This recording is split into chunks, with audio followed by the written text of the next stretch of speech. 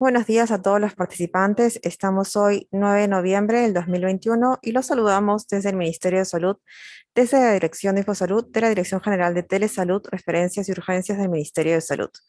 Bienvenidos a la telecapacitación Atresia de vías biliares a cargo del doctor Francisco Lapublé Ramírez. Él es especialista en cirugía pediátrica del Hospital Nacional Docente Madre Niño San Bartolomé del Ministerio de Salud. Quisiéramos recordarles a todos los que nos ven que pueden hacer cualquier pregunta o duda a través del chat del Zoom, así como a través de nuestro canal de YouTube Telesalud Minsa Telecapacitaciones, de donde estamos transmitiendo en vivo también.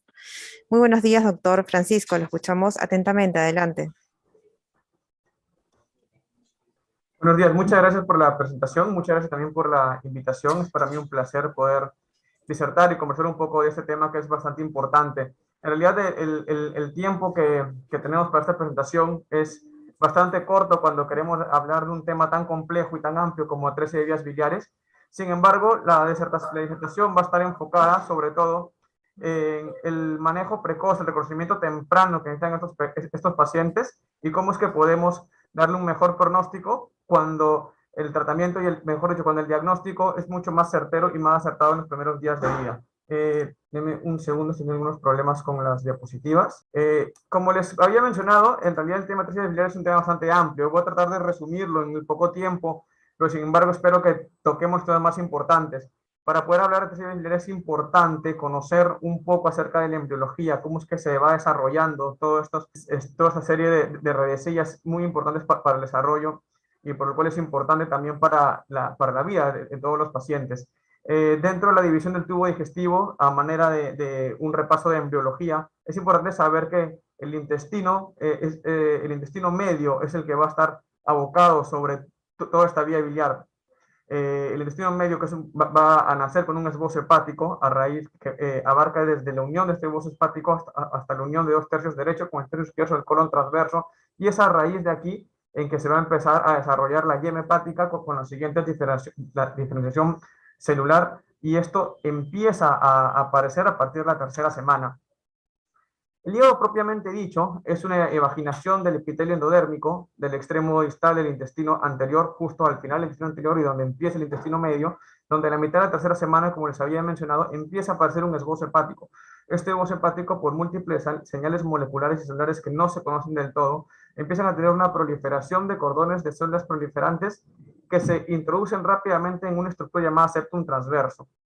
Esa raíz de ese transverso y esa raíz de esta proliferación en que se empiezan a diferenciar todas las estructuras. Por un lado el conducto colédoco, la vesícula biliar, el conducto cístico, y por un lado el parénquima hepático propiamente dicho.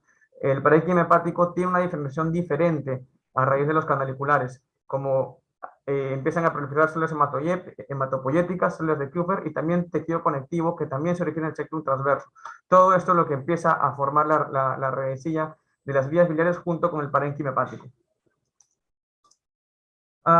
Dentro del divertículo hepático se empieza a diferenciar a su vez una porción craneal, que es la porción que va hacia cefálico, y una porción caudal o distal. La porción craneal, propiamente dicha, va a determinar los conductos intrahepáticos, las vías biliares, y la porción caudal, el conducto cístico y la vesícula. Finalmente, el desarrollo de la vesícula biliar, que empieza a partir de la quinta o sexta semana, se empieza a formar como una evaginación ventral del conducto colédoco. Esta redecilla sigue con la formación y durante su desarrollo el conducto colédoco se torna sólido y es una parte muy importante en la cual ya empieza a adquirir funcionalidad cuando éste empieza a recanalizarse. Si esto no sucede así, entonces se puede formar una atresia biliar extrahepática por una serie de factores que más adelante vamos a ver que determinan qué es lo que forma o no una atresia biliar en estos pacientes. Cuando hablamos de atresia biliar propiamente dicho, no podemos dejar de hablar de Morio Kasai. Fue un cirujano japonés que describió por primera vez una técnica para la corrección de la atresia biliares. Los pacientes antes de esta técnica tenían muy mal pronóstico, con una mortalidad elevada. Él describe en el año 55 un lactante de 62 días de vida, y lo publica por primera vez en el 59, en el que describe una técnica denominada como portoenterostomía de Kasai, que es básicamente una desviación biliodigestiva y que la propone como un procedimiento primario para la corrección de atresia de vías biliares, mejorando la tasa de sobrevida a largo plazo en el hígado nativo. Cuando Nosotros en cirugía empezamos a actualizar técnicas o a proponer nuevas técnicas. Uno de los parámetros que se evalúan para poder ver efectividad de estas técnicas es que esta sea replicable. La cirugía de Kasai fue replicable en todo el mundo, tan es así que hasta ahora sigue siendo usada aún después de mucho tiempo después como una corrección primaria para esto. La definición de atresia de vías biliares se define básicamente como una colangiopatía obliterante progresiva de la vía biliar intra y extrahepática. Es una de las principales causas de colestasis neonatal y es la indicación más común de trasplante infantil. De aquí es que viene la importancia de poder hacer un diagnóstico precoz. El motivo por el cual esta colangiopatía obliterante y de manera progresiva empieza a suceder no se sabe con exactitud. Hay muchas causas que pueden definirlo, pero sin embargo, lo que se sabe es de que son pacientes que pueden tener esta colangiopatía al nacer o empezar a desarrollarla más adelante.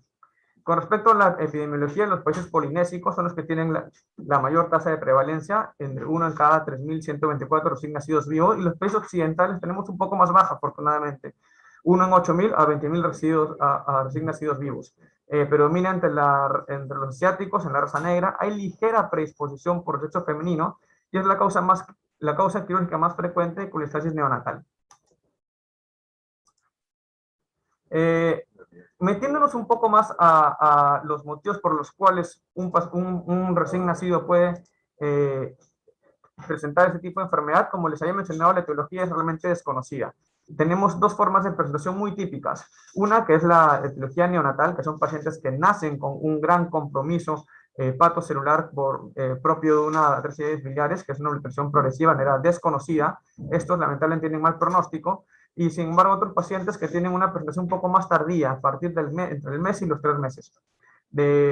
En ambas situaciones se dice que la causa es multifactorial. Puede ser por un accidente vascular, hay unas causas también inmunológicas, puede haber un metabolismo normal de los ácidos biliares, hay un predominio viral también, sobre todo con algunos virus como rotavirus, temolovirus, algunos relacionados incluso con estaciones del año, muy prominentes entre diciembre y enero, que son las estaciones invernales en el hemisferio norte, y otras relacionadas también a virus que pueden ser adquiridos durante la gestación, como el Epstein-Barr o el virus del papiloma.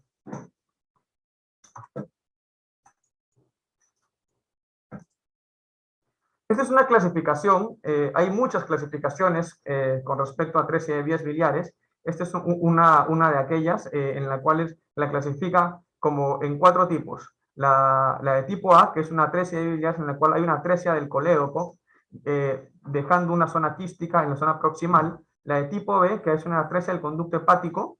La de tipo C, que la divide en tipo CA y tipo CB. La de tipo CA es una atresia de toda la vía biliar común, pero sin ninguna dilatación quística. La tipo CB, que además hay una dilatación quística. Y finalmente la tipo D, que es una atresia tanto intra como extrahepática.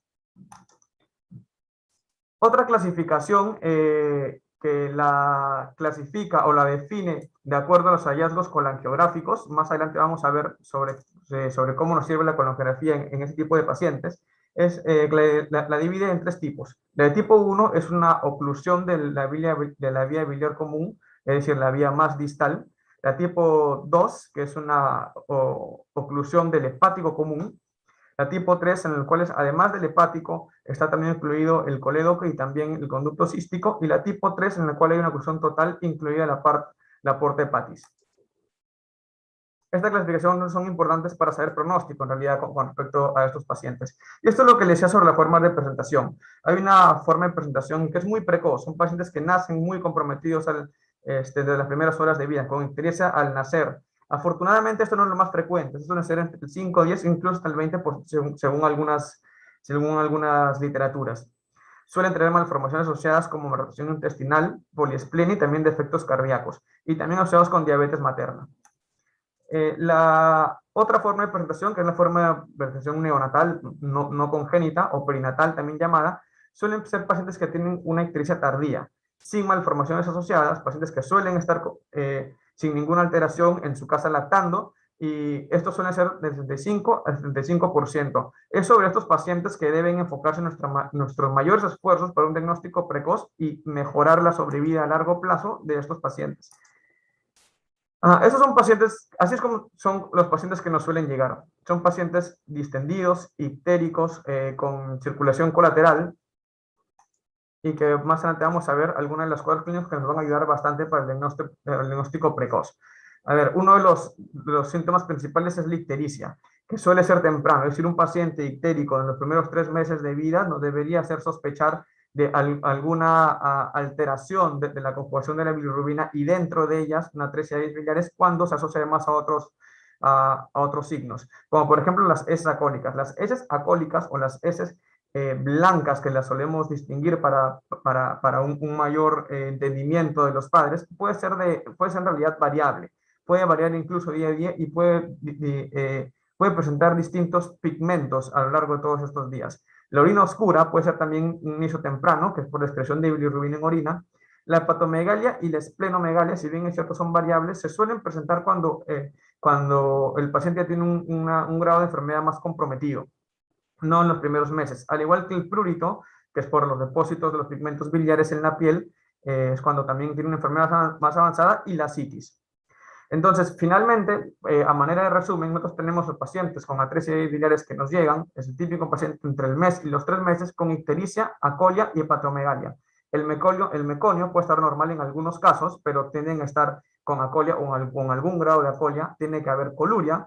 Suelen ser pacientes que están activos, bien nutridos o que previamente han estado lactando en su casa sin ningún problema, al menos durante los primeros meses. Cuando esto se hace de manera más prolongada y este cuadro tiende a tener una afectación sistémica, empiezan a aparecer otros problemas como anemia, malnutrición, retardo del crecimiento por malabsorción de vitaminas liposolubles, y los exámenes laboratoriales son importantísimos para también diagnosticar de manera precoz. Va a haber una hiperbilirrubinemia a predominio directo, que suele ser más del 25% de la bilirrubina total, y la fosfatasa alcalina y la gamma glutamilotransferas suelen estar elevadas. Otra de las causas importantes y también son pronósticas, sobre todo entre estas dos enzimas hepáticas, es la gamma glutamiltransferasa. Es mucho más específica y gamma glutamiltransferasa, según muchas series por encima de 300, es sugestiva de atresia de vías biliares. Sin embargo, como podemos ver, la ictericia y la colestasis no es la única, mejor dicho, la atresia de vías biliares no es la única causa de ictericia y colestasis. Ni siquiera es la causa más frecuente. Hay muchas otras las cuales nos deben hacer pensar en primera instancia. Sin embargo, la importancia del descarte de precoz de ictericia biliares es por el pronóstico que le podemos dar a estos pacientes. Tenemos una que puede ser por enfermedad hemolítica, puede haber ictericia fisiológica, ictericia por lactancia materna, que también suele dar pacientes con tinte ictérico a partir de la tercera o cuarta semana. Trastornos hemolíticos congénicos, pueden haber también causas metabólicas. El síndrome de bilis espesa, que es bastante frecuente como parte del descarte de atresia de vías biliares. Puede haber infecciones bacterianas con cuadros sépticos. El quiste de colédoco, si bien es cierto, la presentación durante los primeros 3 meses de vías no suele ser la regla, suelen ver en pacientes lactantes mayores. Esta entra dentro del parte de los diagnósticos diferenciales. La atrofia de vías biliares o la hipoplasia de atresia de vías biliares, como los síndromes de Alilji, también entran dentro del descarte de este tipo de pacientes, o también pacientes que tengan nutrición parenteral total. Algunas otras causas metabólicas, como trastornos metabólicos como galactosemia, deficiencia de alfa-1-antitotripsina, tirosinemia, fibrosis quística, o también causas idiopáticas. Como les había mencionado, son muchas las causas, pero las que me quiero enfocar en la atresia de biliares suelen ser ictericias, que empieza después de la primera semana. El recién nacido o el paciente, el lactante, suele ser un paciente que está en un buen estado, al menos en las primeras semanas. Y con respecto a las pruebas diagnósticas, tenemos una serie de pruebas diagnósticas que también voy a hablar acerca de eso, pero vamos a con la ultrasonografía o la ecografía, una biopsia hepática, la gamografía y con la ecografía intraoperatoria. Y finalmente el tratamiento va a ser quirúrgico. Esta es una tabla que consideré bastante importante empezar a conocerla y a difundirla. Es una tabla elaborada por un hospital de Taiwán que se empezó a volver una política de salud porque ayudaba bastante, sobre todo a los cuidadores, sobre todo a los padres, a diferenciar cuándo es que una vez es acólica o no. Con esta tabla los cuidadores, los padres podrían identificar fácilmente el tinte de color de las heces que sus pacientes puedan haber estado teniendo, de tal manera que sirve como un screening bastante efectivo, de tal manera que el diagnóstico no era tan tardío como cuando venían los pacientes con un tinte ictérico mucho más elevado. A manera de resumen, los tres pigmentos superiores, es el 1, el 2 y el 3, indicaban que deberían acercarse rápidamente a un centro de salud para que puedan hacer el descarte lo más pronto posible. Lo que dicen las guías actualmente es de que los pacientes con diagnóstico probable de tres biliares deben tratados como una urgencia médica, porque los días en otros pacientes cuentan bastante. El otro examen de aproximación, es decir, ya tenemos el perfil hepático con la hiperuremia a predominio directo, ya tenemos la gamma glutamina transferasa muy específica, sobre todo si es por encima de 300, ya tenemos el tinte ictérico con la corrección de las heces alcohólicas. El otro examen que nos acerca bastante, no para diagnóstico, pero sin embargo sí para darnos una idea o para orientarnos, también para ver el estado hepático, de fibrosis hepática, para ver la presencia de vesícula biliar o de vía biliar extrahepática, es la ecografía. La ecografía tiene un signo patognomónico que es el signo del cordón triangular, que es muy específico para ese tipo de enfermedad. Entonces nos aproxima bastante el diagnóstico una ecografía. Sin embargo, tampoco es diagnóstica. El gol estándar es una colangiografía y para esto necesitamos con unos exámenes que son un poco más invasivos.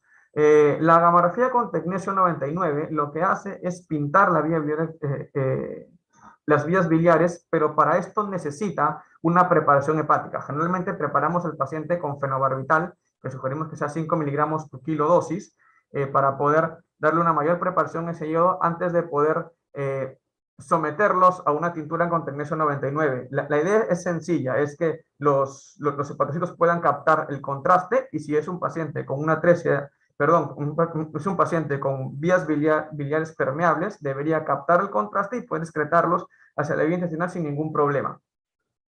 Entonces, la gamografía con tecnesio 99 te sirve para descartar atresia de vías biliares, más no te sirve para confirmar atresia de vías biliares. Otro de los exámenes biliares importantes, tampoco diagnósticos, la biopsia hepática. Por mucho tiempo, e incluso hay algunas series, sobre todo las inglesas, que recomiendan mucho una biopsia hepática para diagnóstico. Sin embargo, los hallazgos en la biopsia hepática realmente son inespecíficos. Sí te puede haber una proliferación ductal, sí te puede haber una fibrosis portal y una colestasis incluso, pero todos estos hallazgos histopatológicos no son necesariamente atribuibles a una atresia de vías biliares. La colangioresonancia magnética también puede ser evaluada, pero es muy difícil evaluar una vía biliar tanto intra como extrahepática menor de 6 meses, y estos pacientes se nos suelen presentar a los 3 meses. Como gol estándar, aún se tiene identificada la colangia intraoperatoria, que puede ser por manera percutánea o propiamente en sala de operaciones.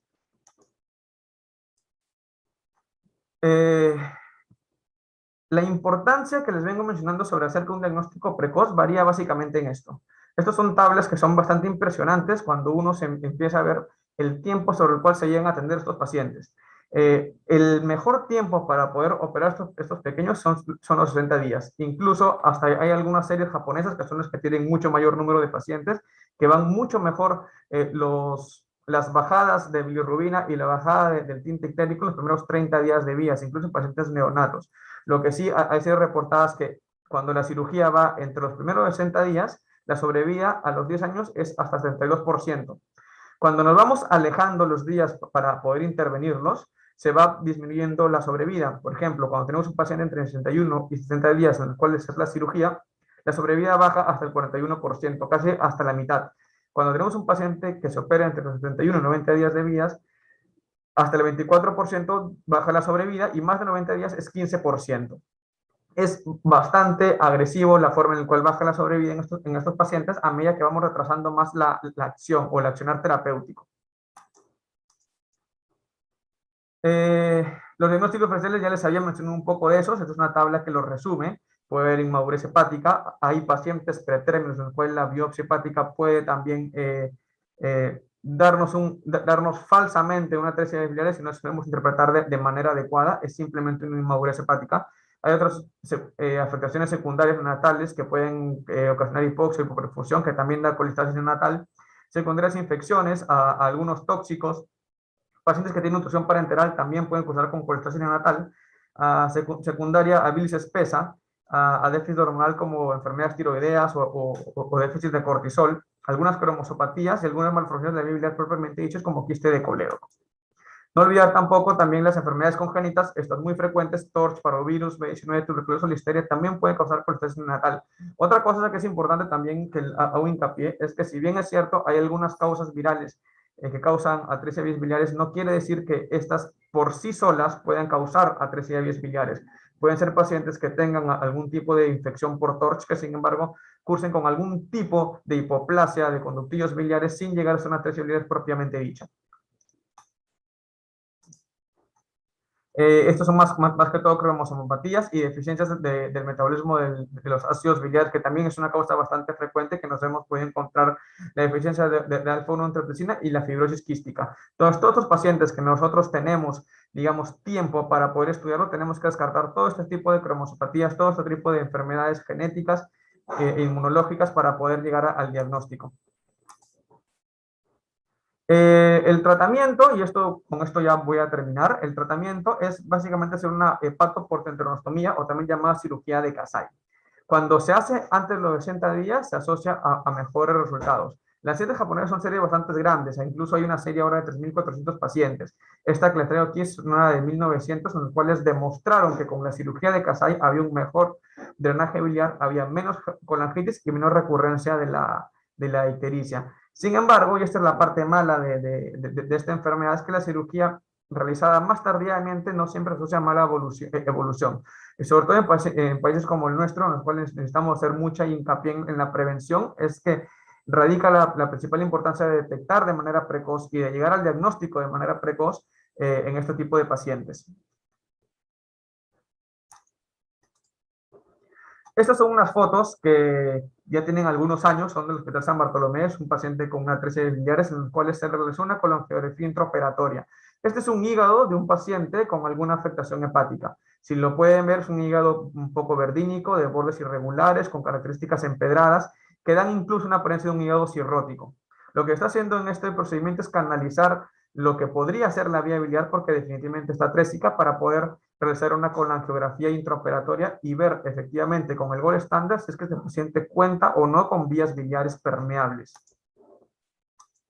Esta es otra foto del hígado de afuera, se ve un poco mejor las características empedradas del hígado, es un hígado cirrótico. Este paciente finalmente, y acá se le está inyectando la sustancia de contraste para poder hacer la colangiografía intraoperatoria. Esta es la colangiografía intraoperatoria en la cual no se ve realmente un adecuado pasaje del contraste hacia las vías biliares intrahepáticas.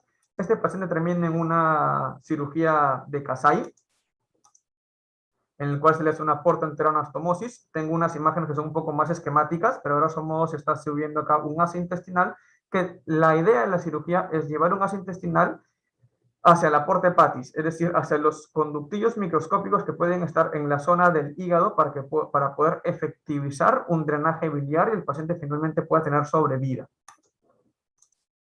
Este es un esquema en el cual se entiende un poco mejor. La idea es hacer una reducción intestinal y subir ahí de Rux un pie de asa que va anastomosado hacia el hígado, de tal manera que la bilis pueda fluir por este pie de asa que le llamamos, que debe tener una longitud entre 30 a 40 centímetros, y este pie de asa se realiza unos 15 centímetros del ángulo de Treitz. Entonces, de tal manera que le damos funcionalidad de descarga a estos ácidos biliares. Estos son más esquemas de cómo es que se realiza la cirugía. Es una incisión, se empieza a decolar primero la vesícula biliar y se llega hasta la zona de la bifurcación y la zona de la porta hepatis, que es donde se va a anastomosar el intestino. Se libera una placa en donde deberíamos encontrar algún flujo biliar para poder realizar una adecuada anastomosis. Esta es la anastomosis que sugirimos que en realidad término lateral, de la manera que se cierra el cabo distal y se hace una anastomosis término lateral a unos 40 centímetros de pie de asa, y acá dice 10, en realidad la literatura nos recomendamos que sea 15 centímetros desde el ángulo de Treitz. Este abordaje también puede ser por vía laparoscópica, que suelen usar entre 4 o 5 puertos. El mecanismo es el mismo, es un pie de asa que se suele hacer por el ombligo, el pie de asa, pero sin embargo la anastomosis enterohepática sí se hace por vía laparoscópica. Las complicaciones de esta cirugía y de la enfermedad en sí son muchas. La más frecuente es la colangitis. Incluso muchos de los pacientes tienen colangitis, al menos durante los primeros 2 años de su vida, episodios de colangitis que pueden llevar a sepsis graves, incluso con elevada mortalidad. Otras complicaciones de la hipertensión portal, el cese de flujo biliar que determinaría un fracaso de la cirugía, quistes intrahepáticos, síndrome hepatopulmonar y otras complicaciones que pueden llevar hasta la mortalidad. Estos pacientes necesitan además una medicación y un tratamiento de seguimiento postoperatorio, antibióticos para disminuir el riesgo de colangitis. Esa asa intestinal a manera de PIDU de RUS que hemos subido puede tener cierto grado de contaminación por bacterias intestinales y que es bastante frecuente, que pueden hasta el 40 al 90%. Los antibióticos van a ser muy variables de acuerdo a los esquemas que va utilizando el paciente. Se sugiere empezar con trimestoprim sobre metoxazol. El uso de ursodioles y esteroides hasta hace algunos años no estaba del todo definido.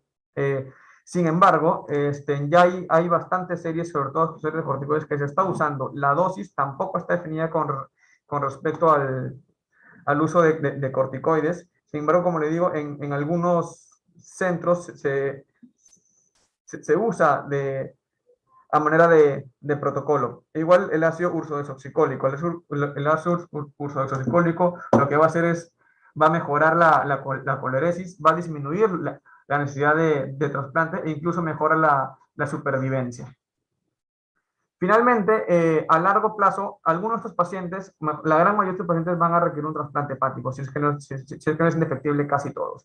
La idea es que la cirugía de Kasai les dé mucho más tiempo de sobrevida libre de enfermedad hasta la necesidad de trasplante hepático. No es lo mismo trasplantar un paciente de 4 meses, de 3 meses, con un trasplante de 2 años, 5 años o hasta 10 años. Entonces, estos pacientes necesitan ser evaluados también por un equipo de trasplante hepático para poder tener un seguimiento oportuno a estos pacientes. El manejo postoperatorio, como ya se había mencionado, incluye cloréticos, uso de antiinflamatorios, que son los corticoides, una rehabilitación nutricional adecuada, suplemento de vitaminas liposolubles, sobre todo los derivados de la vitamina K.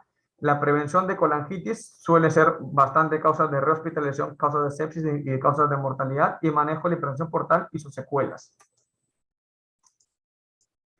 Como les había mencionado, la obesidad ascendente suele ser la más frecuente de estos. Al menos algún paciente ha tenido un episodio en los primeros 2 años y se trata de disminuir con la profilaxis antibiótica. La hipertensión portal tiene que tener un seguimiento también oportuno porque muchos de los pacientes suelen tener un síndrome hepatorrenal importante. Es todo lo que les tenía preparado. Estoy abierto a sus preguntas. Espero que les haya sido de utilidad. Muchas gracias. Muchísimas gracias, doctor Francisco Lepoulet, por la información, por toda la presentación que nos ha dado. Sí, nos han llegado algunas preguntas, nos dicen, em, ¿cómo debería ser la evaluación en el primer nivel de atención y en qué momento deberíamos referir al paciente? Es una pregunta muy que considero oportuna y bastante importante porque casualmente es parte de la charla. En el primer nivel de atención, primero descartar las causas más frecuentes de un paciente que tenga ictericia. Va a depender mucho de la edad. Si tenemos un paciente lactante, por ejemplo, por lo general menor de 3 meses, o entre 1 mes y 3 meses que tiene ictericia, es importante que en este paciente se deba descartar algunas otras causas de ictericia. Por lo general, el primer nivel de atención, al menos deberíamos tener un perfil hepático. Tenemos un paciente lactante, ictérico, con bilirrubina, predominio directo, con algún episodio de acolia, ese paciente debería tener una evaluación en un centro de mayor nivel de atención para descartar la atresia de vías biliares. Esas 3 cosas son las que nos determinan para una alta sospecha. Ictericia en el lactante, previamente sano, bilirrubina a predominio directo, y alguno o no episodio de acolia. Muchísimas gracias, doctor, por la respuesta. Nos preguntan también, ¿desde qué edad se puede realizar la cirugía correctiva? La cirugía correctiva va a depender mucho del pronóstico del paciente y el pronóstico lo va a definir el perfil hepático, el grado de fibrosis, el grado de la biopsia. Las cirugías correctivas, incluso, como digo, hay algunas series que le empiezan a reportar desde el mes de edad. Sin embargo, nosotros preferimos que la cirugía sea antes de los 60 días de vida. Antes de los 60 días de vida, la curva de buen pronóstico es exponencialmente superior cuando la cirugía se hace después de los 60 días de vida. Muchas gracias, doctor, por la respuesta. Nos preguntan también cuándo está indicada una biopsia hepática. La biopsia hepática definitivamente entra dentro de todo el panel de estudio que tiene este paciente. La biopsia hepática por sí sola no nos va a dar un diagnóstico de atresia biliares, pero sin embargo sí nos va a dar una visión mucho más macro sobre el paciente con el que nos estamos enfrentando y sobre las características que tiene el hígado. Nos va a dar la cantidad de micras que tiene cada conductivo biliar para ver pronóstico, nos va a dar el grado de cirrosis y sin embargo entra definitivamente cuando tenemos un paciente que estamos sospechando de atresia biliares. Y en el caso el paciente no tenga atresia de vías biliares, es decir, tenga una colangiografía intraoperatoria o una colangiografía o pasaje de material de contraste, nos va a servir para descartar otras causas. Síndrome de Lilji, nos puede servir también para descartar hipoplasia de conductillos o algún otro grado de afectación hepática que puede estar simulando una atresia de vías biliares. Muchísimas gracias, doctor, por la respuesta. Nos preguntan también cuál sería la utilidad de la ecografía en esta patología. Eh, la utilidad de la ecografía es básicamente, mira, la ecografía nos da incluso hasta signos patognomónicos, como lo que es el signo del cordón triangular. Eso es altamente sugestivo de atresia de vías biliares. Sin embargo, no en todos los pacientes es operador dependiente. Entonces, hay algunas otras características que nos ayudan bastante con la ecografía, como por ejemplo, el contenido de la vesícula biliar, si es que es un contenido hipocóico o no, incluso la presencia o no de vesícula biliar, que también son signos indirectos de sospecha de atresia de vías biliares, y la hepatomegalia. O sea, hay varios signos indirectos que nos pueden ayudar. Finalmente, los exámenes auxiliares no invasivos, la ecografía, es el que va a la cabeza en todo paciente que tenga sospecha de atresia de vías biliares.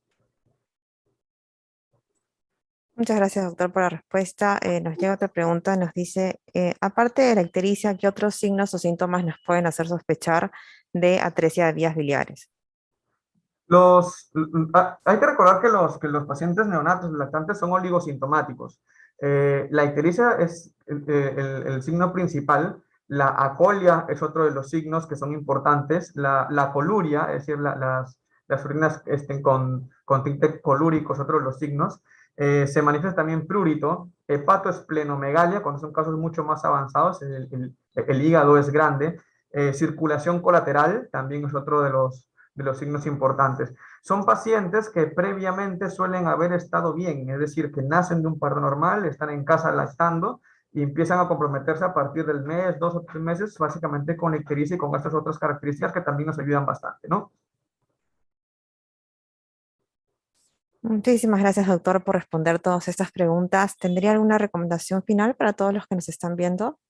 Sí, bueno, la recomendación es que los controles en los pacientes pequeños con ictericia tienen que ser mucho más exhaustivos y mucho más de cerca. Es bastante difícil llegar a este diagnóstico en el primer nivel de tensión. Entonces, ante esto, la recomendación, y son recomendaciones a nivel mundial en realidad, es que la atresia de vías biliares tiene que ser manejado como una urgencia diagnóstica. No podemos perder mucho tiempo en el diagnóstico y a la cabeza es clínica una ecografía, un perfil hepático y una referencia a un mayor centro de nivel de atención para poder descartar o no esta patología tan importante. Muchísimas gracias nuevamente, doctor Francisco Lepulé Ramírez, especialista en cirugía pediátrica del Hospital Nacional Docente Madre Niño San Bartolomé del Ministerio de Salud. Ha sido un gusto tenerlo el día de hoy con nosotros. Muchísimas gracias. Muchas gracias a ustedes. Hasta luego. Y recordarles a todos los participantes que esta telecapacitación está disponible también en nuestro canal de YouTube, Telesalud Minsa Telecapacitaciones, para que ustedes puedan compartir esta importante información. Muchísimas gracias a todos por su atención y hasta una siguiente ocasión.